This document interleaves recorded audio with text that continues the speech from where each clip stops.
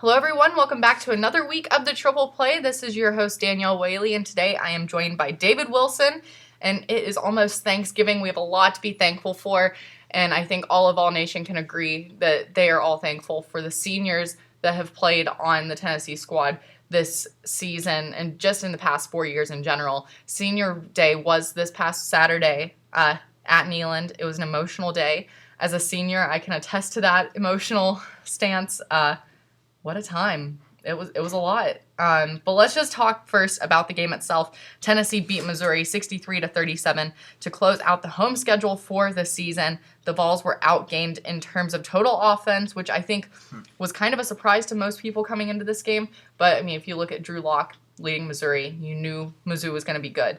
But it was kind of a surprise seeing Tennessee get outgained in terms of total offense, like I said, but they still had one of their most dominant games of the season. So from the performance on Saturday, what impressed you the most? I think the senior captains impressed me the most. Everything that Josh Dobbs did. I mean, this guy had 190 yards on the ground, 2 touchdowns rushing, and he was doing it through the air too. And then Barnett, he had a great game. Or Cameron Sutton, he had a great game.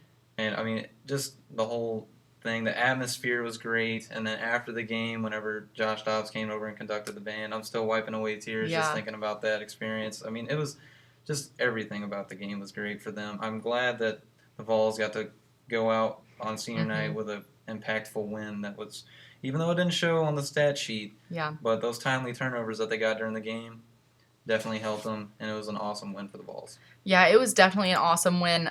Tennessee looked really good. Tennessee looked really good in this game, I should say. I want to say there were no turnovers for Tennessee in this game at all, which was huge for Tennessee. That's something they had been needing, and Mizzou had 4 turnovers. So I think, like you said, that was crucial for Tennessee. But the thing that really jumped out to me in terms of the performance, going back to the captains, like you said, but Josh Dobbs, this is the game that people were wanting, expecting, and needing to see from Josh Dobbs. He was unreal. 5 touchdowns accounted for. Like you said, he led the way in rushing with 190 yards. His longest was a 70-yard run for a touchdown. Incredible. I'm still baffled by that run. He was running right towards me at the corner of the end zone. I'm just thinking, this is unreal. This guy he's like Superman. What a day it was for him. And he now has 81 career touchdowns accounted for. That's second most, tied with Casey Clausen, another great quarterback that has played in Neyland. But looking at the day that Josh had, he has gotten a lot of awards for his performance, and as he should. He is named one of 8 eligible quarterbacks for Stars of the Week by the Manning Award. He also got the Walter Camp National Offensive Player of the Week Award and Athlon Sports' SEC Offensive Player of the Week. I mean, he keeps getting more and more. Highly decorated. Exactly. So many more records coming his way in awards, and he deserves it because that was probably the best performance that we've seen from him in his career. That was what you wanted to see from him going out as a senior captain of the team. It was huge. I mean, all the captains, having all 4 of them walking onto the field at the beginning of the game was also huge for the coin toss. Reeves-Maben obviously was not suited up since he is still injured, but the atmosphere was just electric just by having all 4 of them walking out together. Yeah, and whenever Josh Dobbs had that game, he is the face of the Vols. You know, like you said, everybody wanted him to have this game. They needed this game. And, I mean, he's been the face of the Vols every time they're coming on national television. Right. It's all about Dobbs, especially on the offense. So for him to come out and really, he didn't do it himself, but he was the main foundation of all the offense that they had during the day, and it was great and incredible for him, and that's what we needed. I completely agree. I think this is the game that Tennessee needed this season. It was a huge win. I want to say it was the 3rd game this season where they scored 50 or more points. So that's big for Tennessee. A great game in general. I mean, they didn't do too well containing Mizzou's offense. I think that's the one downside to really look at. And Mizzou had more first downs than Tennessee. They had 41 first downs, which was big. But I just think this was a good performance for Tennessee despite what the stats say.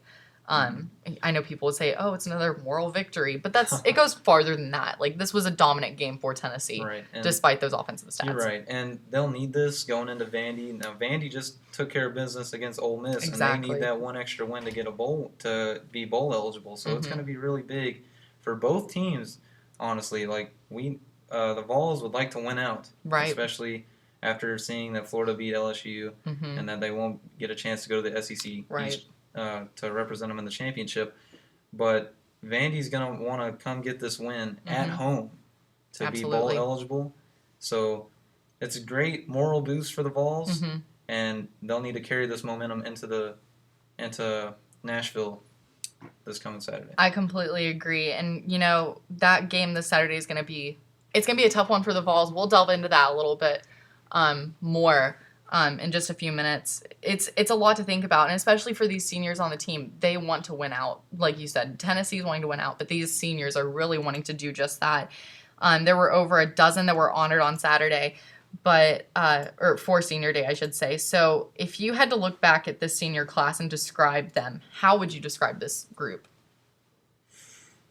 Can I use more than one word? Oh, you can use as many words as you want, yes. I think they set the foundation for what incoming classes of the Vols for football will have. Cameron Sutton, Josh Dobbs, Reeves Maben, they were all the faces of the Vols even 2 years ago. They were the foundation of this, and for what they did these past 2 to 3 years, it's really set a foundation and an expectation, really, of what UT fans have for football. And I think it'll make their future look bright, make the Vols' future look bright down the road. I agree with that, and I think it's funny you talk about them laying the foundation since, this was Butch's first real recruiting class, that he brought in, and his slogan at the beginning was brick by brick, and that is what this team this is what the senior group has really become. You saying that they were the foundation, that's the best way to put it, I think. They were the bricks that Butch put down for this team. I know a lot of people might disagree with that and say, well, the team itself should have been better by now. But, there's a lot of growth that has happened with this team, and especially with the senior class. The way that I would describe this senior class is this is a special group of guys. Even the walk-ons, like Charles Folgers, those redshirt seniors that have been here and that have really just made a staple with this team.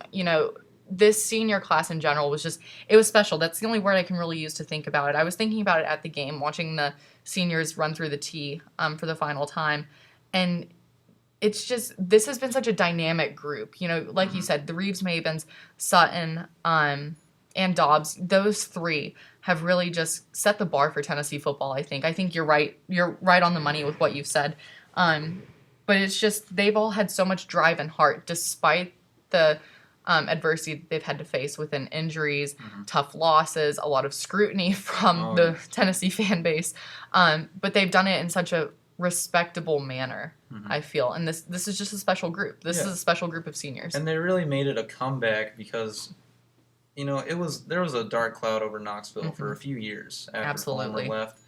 And I think they really paved the road and shine the light on UT again. Like, now they're in a bit more of a national spotlight. I mean, coming into the year, they were 9th in the nation. So just to give them that backbone back that University of Tennessee needed. That's what the senior class did. They paved the road to get back on track to where the Vols were. Absolutely. And I think it'll maintain itself for at least a few more years. I definitely think it will too. I mean, like you said, this group of guys has put Tennessee football back on the map. With Butch, with his coaching staff that he has. I mean, we've seen coaches come and go in the past 4 years, but it's been it has really boosted hope, I think, for the Tennessee program itself, for Tennessee fans to look at this team and know that there is a future within it. I know a lot of people would, once again, they would disagree. A lot of people still just aren't happy with where the team is, but this group of seniors they've brought that hope back, like I said. I think that's the only way to look at it. You've said it as well. Tennessee football is back on the map because of these seniors, because of their leadership and their heart. And I think that's what Tennessee football has become. And that's kind of where it was. And it was gone for such a long time. But this group of seniors has really just brought Tennessee back to where I think it should be. I know a lot of people are saying, the 8 wins, that's good and all, but they should be in the SEC championship. But those are things that are just out of Tennessee's hands at this point. You have to take what you have and go with it. But I think this group of seniors, they have made Tennessee football wonderful. And as a senior and like as someone who grew up, adoring Tennessee football, it has been so much fun watching these guys play. It's been so much fun, just watching them live out their dreams and everything. Kind of made you feel like a kid again, like watching Tennessee football. At least for me, that's how it was. But this is just a special group of seniors, and we wish them all the best in everything they do. And as they close out the season against Vanderbilt and then look at a bowl game, there's still so much that could happen. Still a lot to be looking forward to with this team. But looking ahead, as of right now, the Vols are 8-3, 4-3 in the SEC, and they're at number 24 in the AP rankings, which came out on Sunday. The CFP rankings will come out on Tuesday. Not sure where Tennessee's going to fall, if they fall anywhere in the CFP, but that's kind of a toss-up right now since they are so low in the AP rankings. But anything's possible. We've seen a lot of movement happen within the college football playoff rankings just in the past couple of weeks. So anything's possible at this point. But the Vols will finish off the regular season this Saturday at Vanderbilt. That's going to be at 7:30 on the SEC network. So for the winning edge segment this week, it's the rivalry of Tennessee, how we always are so used to Tennessee closing out the season. What do you think gives the Vols the winning edge going into Vanderbilt since they are currently the favorite? Honestly, Josh Dobbs. He's the mobile quarterback. Right. And Vanderbilt hasn't really been able to maintain a mobile quarterback. Now, they did take care of business against Chad Kelly and Ole Miss this past week, but what Josh Dobbs can do and probably will do is extend plays and run the ball upfield and give a hassle to that Vanderbilt defense. Now, Vanderbilt's going to want the heart to get that win because it'll make them bowl eligible. So I imagine they'll come out with a fire. But I think Josh Dobbs gives them that edge. Vanderbilt offense, that's give or take. I mean, it shows up sometimes it doesn't. So it's give or take. It's come and go with the Vanderbilt offense. But I mean, we'll see with Ralph Webb. I mean, that's a key to look for UT's defense. Can they stop Ralph Webb? I mean, he's going to be their main source of offense. I mean, Shermer has kind of been there. He's been up and down. Up and down, right? Yeah. But Ralph Webb has been pretty consistent even in the big games. So I think Josh Dobbs gives UT the edge for offense, but it's really going to be up to the Vols defense to stop that Vanderbilt offense. Yes, it's come and go, but Ralph Webb has been so consistent that they have to, Barnett and them have to lock down the front seven and then kind of just make Shermer throw the ball so that way they can have a chance. Because Shermer, he is, like we've been saying, he's come and go. So I think if you make him throw the ball or have to throw the ball more during the game, UT will also have an advantage on defense. Yeah, I think Tennessee, I mean, right now they're the 9-point favorite. That's still such a small margin. But I think you're right. The Vanderbilt offense is something, especially the running game, is something to be kind of worried about, especially for Tennessee's defensive, rush protection, really. They've gone 2 weeks back-to-back where they have had their opponent rush for over 400 yards against them. I think that's something to worry about against Vanderbilt. As you said, Vanderbilt's offense has really been come and go all season. Right now they're 5-6, 2-5 in the conference. But I look at Webb. I feel like Tennessee can contain him, but it's looking at the rest of the rushing tandems or the rushing group, I should say, that Vanderbilt has. I think this could be an interesting game, but Tennessee should have the winning edge because of the offense really clicking as it is. I mean, Dobbs playing, like you said, he's been stellar. Having Kamara back out there, that's also been really good for Tennessee, but also John Kelly is still being very strong. So I think it's just going to come down to not just letting Tennessee's offense carry them. We're going to have to see Tennessee's defense really step up if they want to have the sole winning edge on both sides of the ball. But I agree with you. I think Dobbs leading the offense like he is right now, that definitely gives them the winning edge. But the thing I would still be worried about is the Tennessee rush defense. I'm still not completely sold, and I know that's horrible to say going into the very last week of the season, the regular season, I should say. But it's been up and down this season for the Tennessee defense, and I think that could be the main question mark heading into this weekend. But this Vanderbilt team's very hungry, and they're looking for that solidifying win for bowl eligibility. Exactly, and about that front seven for UT, it's kind of up the middle has been where the problem is. The ends have been there, so that's the key about stopping Vanderbilt's run game. Is if they realize that, they're going to keep going up the middle. So it's going to be a real test to the linebacking core for UT about stopping the run game. And again, just make Shermer have to make plays, throw the ball, because then I think UT will have the advantage there because their secondary is superior. Yeah, the secondary has looked much better throughout the entire season. At first, it was a little shaky, I'll say that, but I think the secondary has definitely grown and looked stronger throughout the season. So I think you're right there as well. But like I said, that's going to be Saturday. Kickoff is at 7:30 on the SEC network, so make sure you can tune in if you aren't making your way to Nashville for that game. But looking over at the SEC really quick, as we do every week, we're going to start off with the AP poll update for this week. Bama, of course, is still at number 1. They're always there. They'll probably always be there unless something drastic happens, which maybe we could see something happen this weekend, but we'll talk about that game in just a second. Florida is at number 13, Auburn at number 16, Texas A&M at 22, Tennessee, like I said, at number 24, and LSU rounding out the SEC teams in the top 25 at number 25. So the game that most people were looking at in terms of SEC games this weekend was obviously the battle that was happening in Baton Rouge that was the makeup from the October game between Florida and LSU. So most people believe that LSU would go into that game and pretty much win it easily, just have the win handed to them. But that was obviously not the case, as Florida won 16-10 to clinch the SEC East. So from this game, what stood out to you?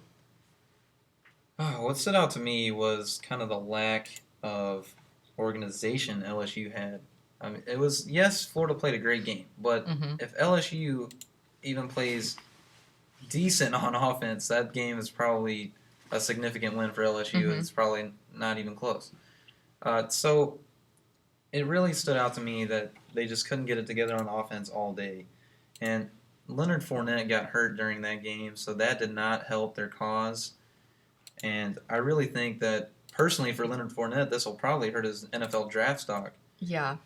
He's coming into this year, he was a Heisman candidate, and then at the beginning of the year, they were kind of overusing him. Then he got hurt, and then that naturally is going to hurt anybody's draft stock if you get hurt.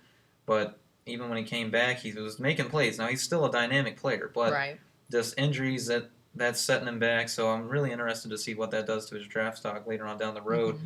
But through the air, LSU didn't really have anything going for them. They only had Danny Etling only threw for 204 yards. They didn't really get anything going. Nobody had consistency with their wide receiving core. Right. And guys just got shut down, really. Like, he didn't hit the hole as hard as Fournette could have, and it just kind of nipped them, really. And I wouldn't say that LSU got robbed, because Florida played a heck of a game. Absolutely. So, really, it was a good win for Florida. But if LSU even plays half the decent game that they could have, I don't think that game is close. Yeah, I was shocked by it. Even if Fournette would have been in the game, I still would have looked at Geis as being the stronger back compared to Fournette, just from what we've seen in previous weeks, especially since last week.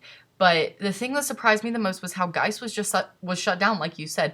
83 yards on the day, I believe. Yeah, 83 yards with just 1 touchdown. Last week he had over 200 rushing yards. So that's just a complete turnaround from what we'd seen the week before. Last week he had 252 yards on 21 attempts with 2 touchdowns. But Florida's defense in this game, they proved why they're the number 5 defense in the NCAA right now. They're insane. And I think having that goal line stand at the very end of the game, that was huge for Florida. And people who are saying that LSU was robbed, I don't believe that in the slightest, because LSU played a hard game. I'll give them that. But Florida was fantastic. Yeah. You can't look past that. They earned it. They really did. They absolutely did. And I think Appleby, too, he didn't have his best game. He was 7 for 17 for 144 yards and a touchdown.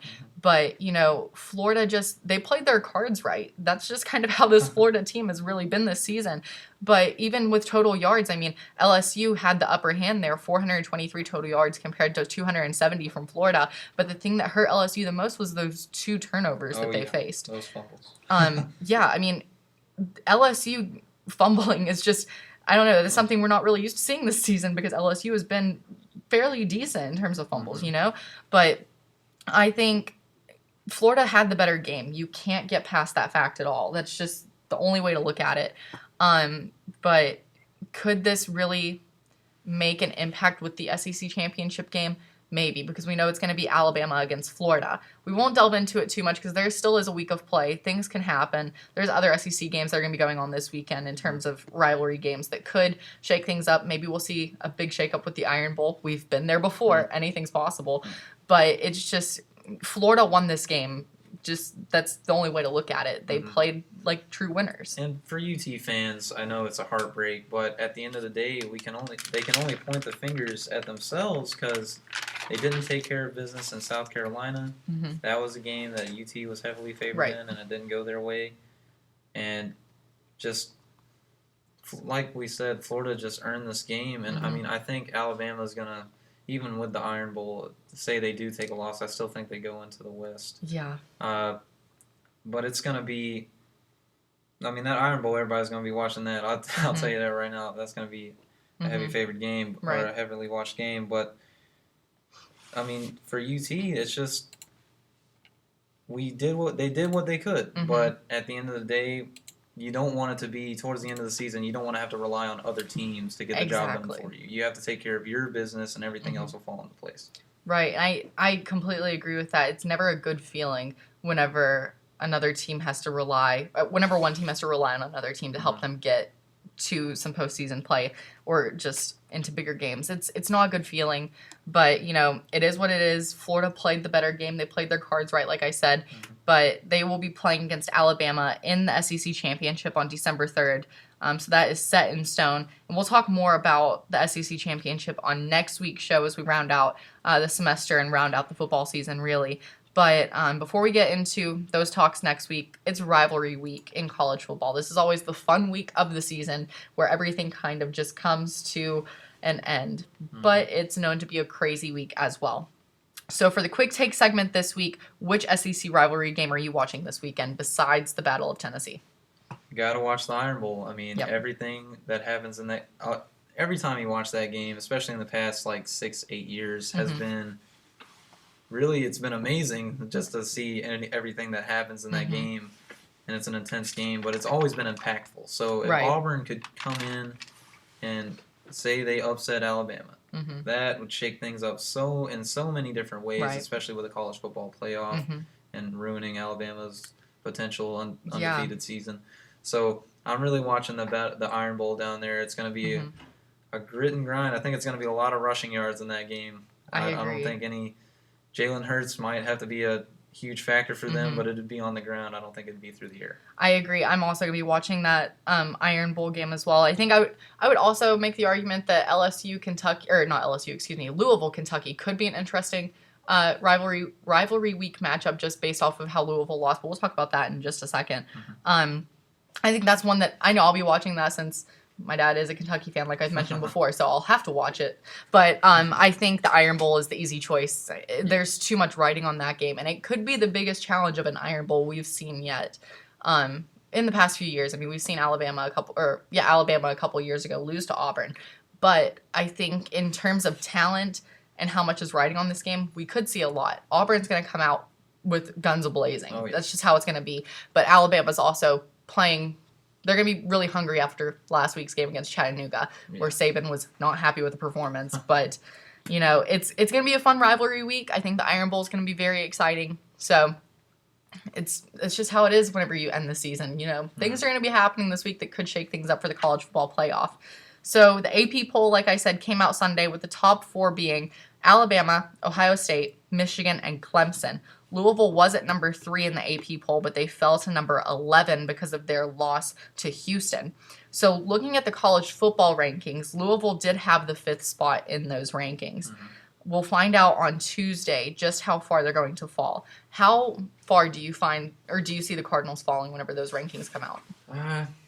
Probably see them in the upper teens, 17 or 18. I mean, Houston was unranked coming in, but Houston only had 2 losses, and one was a good loss if there can be a good loss to Navy. I mean, that was a really close game. I mean, SMU, it was a blow by, but Houston was still they were a decent team coming into this game. They might have been unranked, but they were a really good team coming into this game. And I think Louisville's offense getting shut down like they did, that will hurt their ranking a lot. So I could see them in the upper teens. Okay. But I mean, you have the potential Heisman winner on your team, so that may play a factor. I don't think they'd be in the top 10 though. They should be out of that, even losing to an unranked team like they did. Yeah.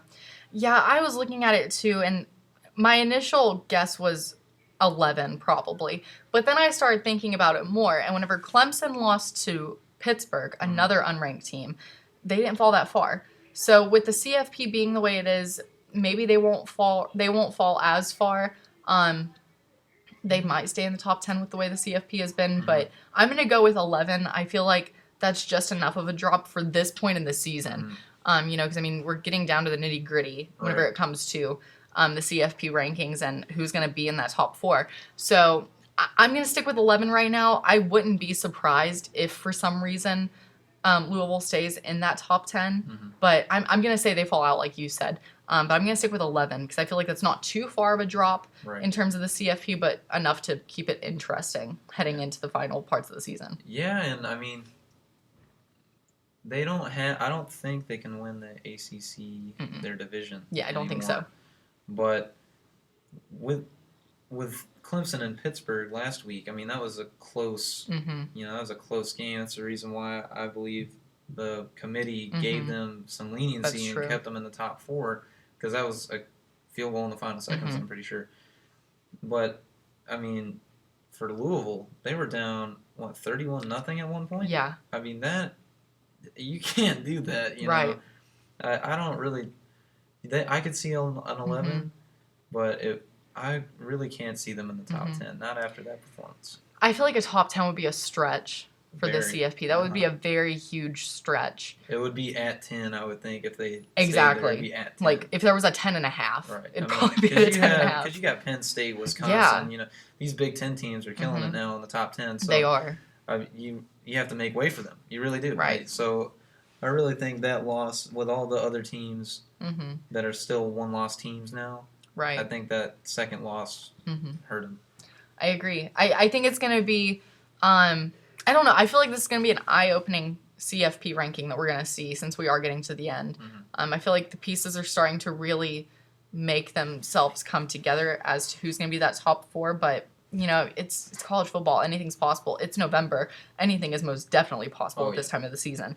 But, so like I said, the CFP rankings will come out on Tuesday, sometime around Tuesday afternoon, Tuesday evening. Usually, I think last week they came out pretty late at night.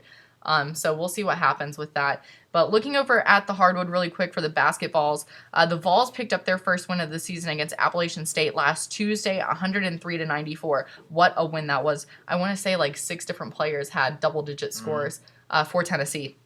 So that was great, but now they are currently taking on Wisconsin. Wisconsin's winning 38-30. That is quite the turnaround from where the game started. Tennessee didn't get a point on the board until about the 17-minute mark of the first half, whenever Dietrich Mostello went up to the line and made 2 free throws. But right now, Tennessee just called a timeout for some little live play-by-play. It's 40-30 with 34 seconds left in the first half. This has been a really weird game so far for Tennessee. I mean, it did not look pretty starting out, and now they're down by just a few. If they keep it in single digits going into halftime, I'd consider that a win for the Vols. I think so. They're taking on Wisconsin. Wisconsin's number 16 in the nation right now. A very good team, but they're in the Maui Invitational. If you didn't know, that just started today. I want to say this is the first game of the whole Invitational. They're in Maui, Hawaii. Lucky for them. It's cold here, but it's beautiful in Maui if you haven't been keeping up with their travels over there. But how do you look at them doing in this invitational? Because you have to take into consideration that there are teams like Georgetown, Oregon, Oklahoma State, UConn, North Carolina, and Chaminade. I think that's how it's pronounced. But how do you view them how do you see them doing in this invitational? Well, I mean, it's really going to put them to the test. I wouldn't really base this invitational on wins for them. Like, for the Vols, like, you can't look at how many wins they're going to take away from this invitational, because they probably won't get that many, 1, maybe 2. But you look at it as an experience for going up against these big schools like UNC, UConn, and all them. Like, those are top basketball programs. So you use that and you get those games against them, use that as experience. And once conference play comes around, then I think they'll be ready. So it's really a test about what they can do from this invitational, not really what you get from it or how the results play out, but what you get from it afterwards. I think we'll see the impact on it, honestly, 2 months from now more than we will 2 weeks from now once the invitational's over. I agree with that. I mean, this Tennessee team is very young. That's been the storyline of this team so far. And I feel like this invitational will really help them to see where their strengths and weaknesses lie. Because you are playing against some great teams. I mean, the Wisconsin's a fantastic team. We were talking about earlier, they're a little underrated. Yeah. I mean, 16 for Wisconsin. That's wow. I don't know. I'm still baffled by that. Did you win a national championship like 2 years ago? Exactly. So I think this is going to be a very interesting invitational for them. I think it's good that Tennessee got placed in this, or was invited to it, I should say. Yeah. This could be a really good growing step for this team since they are so young. But you just have to take into account the teams that are also there, because this is a very good group of teams. But the Vols will take on the winner or the loser of the Georgetown, Oregon game at some point on Tuesday. If Tennessee loses, they will play on Tuesday at 1:30 p.m. And if Tennessee wins, they will play at 8 o'clock p.m. on Tuesday. So they'll either take on Georgetown or Oregon, but no matter who they take on, that's going to be a very big matchup as well, because both of those teams are very good. It's tough to pick. I don't know who I'd pick to win that matchup. I'd probably lean a little bit more towards Oregon, I would say, at this point. Yes, but Georgetown, they're a team I'm watching. Every year I say that about Georgetown. It's always Georgetown that I'm always watching, Xavier that I'm always watching, and then I always have a third toss-up. I haven't picked my third toss-up yet because we're still so early into the season. Georgetown got shocked by Maryland the other day. I mean, that was insane. Was a really good game, though, to watch. Georgetown hasn't exactly been that top-tier school that we're used to seeing. They haven't been that in at least a few years now. Yeah. So it's really... For Georgetown, it's going to be the same thing like it is for Tennessee. It's going to be what they can take from this invitational. I really see Oregon taking care of business because they're in the top 25. Yeah, they're number 13. And Oregon, that one loss that they had, they didn't have their best player. Right. So that's true. I think that's going to be a big turnaround for Oregon too. They're going to be put to the test. Georgetown will put them to the test. Sure. But I think that Oregon will come out in that one. So for Georgetown, I think it's the same thing like the Vols are looking at what they can get from this tournament. Sure. Yeah, I like I said, I think this is a good invitational. All the teams that are in there deserve to be there. This is a very good group of teams. All teams that really have a lot to learn this season. I mean, you do have powerhouses in there, but you also have teams that are really looking to find where they can build and where they can just like really work on who they are. And I think this Tennessee team is definitely one of those teams. So make sure you keep watching the Maui Invitational. It's going to be going on this week. A lot of good games, good matchups. So going over to the Lady Vols real quick, they suffered their first loss of the season with an upset at Penn State on Sunday night, and what a game that was. Number 13 Tennessee struggled to score from three-point land, shooting around 10% on the night. That was brutal for Tennessee. They ended up losing that one 70-56. They fell from number 13 to number 17 in the AP rankings, which came out today. What do you think of that drop? Do you think it was expected? Yeah, I think that's a fair drop. I mean, it was at Penn State, so they had the home court advantage there. But for the Lady Vols, I mean, you have to your takeaway is what can you do from three, and how can you stop the three on the other end? 2 on 19 from three. I mean, with this day and age of basketball in general, the three is becoming a necessity. Yeah, like absolutely. you have to get some threes down in order to win a game. So 31% from the field and 2 of 19 from three. I mean, it's going to be a tough way to win if that's how you're shooting. So I think defensively they're going to have to work a little bit. They got 6 steals. That's pretty good, but I think you just need to lock up a little bit, especially around the perimeter if they hit 50% from downtown on you. So, but it was an okay drop expected, really. Right. So from where they were at, since given it was on the road, and against a Penn State team that was pretty good anyway going in. Yeah, I mean, Tania Page was fantastic for the Lady Lions. She had 29 points. She was unstoppable. I was baffled by her gameplay. She is fantastic. She was 3 for 6 from 3-point range. She was great. 10 for 21 overall on shooting for field goals. But I think this Tennessee team really struggled in terms of speed against Penn State. Penn State was able to really just keep the ball moving, and Tennessee was just slowing down at different points. I think this was really a true test for Tennessee, and Penn State was just really hungry to get in there and get that upset, and they did very well. But I think the drop from 13 to 17 is definitely respectable. I think it's something Tennessee can really work with heading into another road trip to Blacksburg as they take on Virginia Tech this Sunday. But I think Tennessee's going to be able to bounce back. I mean, they should be able to beat Virginia Tech. I haven't really kept up with Hokie basketball much this season, but Penn State was a really good test for Tennessee. So we'll see if they're able to turn it around on Sunday whenever they travel to Blacksburg, like I said, to take on the Hokies. And tip-off for that game will be at 2 o'clock on Sunday afternoon. So to close out the show, it is Thanksgiving week. Thanksgiving break is almost here. I know everyone on campus is ready to get home and get food in their systems because what a feast it's going to be this week. Yeah. But whenever you talk about Thanksgiving, you talk about football because what's better than feasting while watching football? There's nothing like it. It's the best.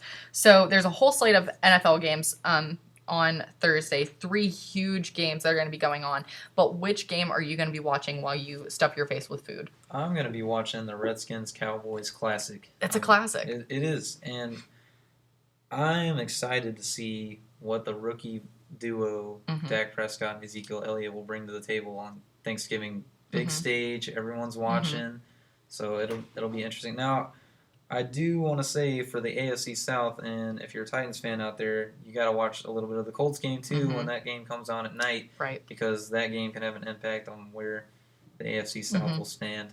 But the Redskins-Cowboys. Now, the Redskins, they took care of business this past Sunday night against Green Bay Packers. Yes. Pretty shockingly, too. I mean, that Green Bay defense it's some Swiss cheese, pun intended, with the cheeseheads out there. I mean, it's got a lot of holes in them, you know? I mean, Kirk Cousins was going off, and Rob Kelly ran all over them. All over them. I'm pretty sure he had close to over 200 yards rushing and 3 TDs. So that guy was running all over them. Sure.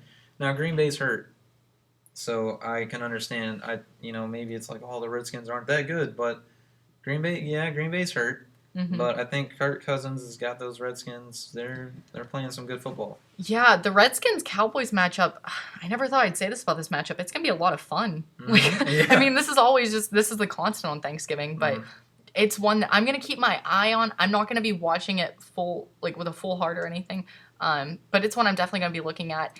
I guess it's kind of a biased pick. I'm going with Steelers-Colts. I mean, obviously, being a Steelers fan, I would pick that.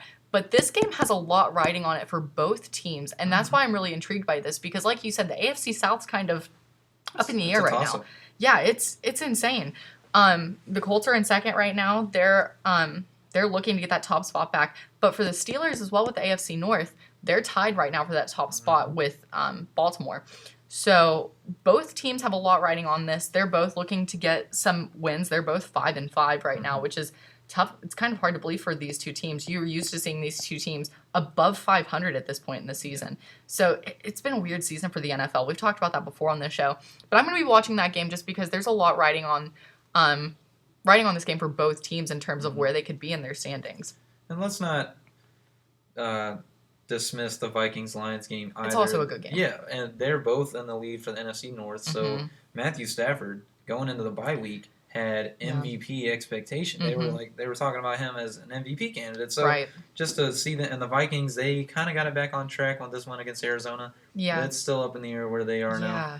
After I'm pretty sure they dropped 4 straight. So I mean, it's kind of up in the air where they are right now too. Right. But all 3 of these games, huge for all teams. If the Redskins get a win, they break the Cowboys' winning streak, and they're only a game and a half out of the NFC East. And then the Vikings-Lions game, that's the NFC North. Whoever wins that will have the lead there. And for the Steelers and Colts, both need a win. Steelers needed to get past Baltimore, and the Colts needed to catch up to the Texans. Right. Out of this slate of games that we've seen in previous years for the NFL, this is the most intriguing slate that we've had in a while. I mean, I know there have been a couple years where it's like, okay, this is going to be a blowout game, but this slate of games is going to be a lot of fun to watch. It's going to be a full day of football, going from 12:30 in the afternoon until about 10, maybe 11 o'clock at night, depending on how long that Steelers-Colts games go. But it's going to be a fun Thanksgiving. A lot to be thankful for with football. It's going to be fun. I think all of these games will give everyone a lot to be thankful for. Unless your team loses, then think of other things. But it's gonna be a big week for the NFL. We're getting towards the end there. We're already halfway through the season. We're at week 12 now for the NFL. No teams on bye weeks this week, so it's gonna be a lot of fun. So yeah, Thanksgiving is here. Thank you for joining us. Thankful to have all of you listening every single week to the show. But yeah, hopefully you all enjoy all the food that comes this week, enjoy time with family, friends, and just enjoy football, enjoy sports, because football season's kind of getting close to being over, and that's really, really sad to think about. But for David Wilson, I'm Danielle Whaley. Thank you again for joining us here on the Triple Play podcast for the Tennessee Journalist. Make sure to join us next week as we close out the semester and talk about bowl eligibility for the Vols, because the bowl pictures should be kind of getting into place by then. We'll have some speculations to talk about and see where Tennessee will fall and see what's going to happen with the SEC championship, because that's going to be a big week. It's going to be a very big week. So thanks for joining us. We'll see you next week right here on the Triple Play.